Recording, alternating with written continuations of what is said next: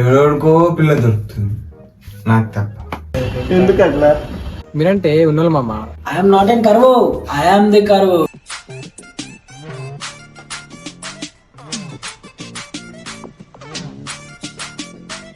నా పిల్లతో మాట్లాడుతున్నారా? అరే 3 పూటలు మీరు తింటారా లేదా ఫోన్ మాట్లాడే బతుకురారా?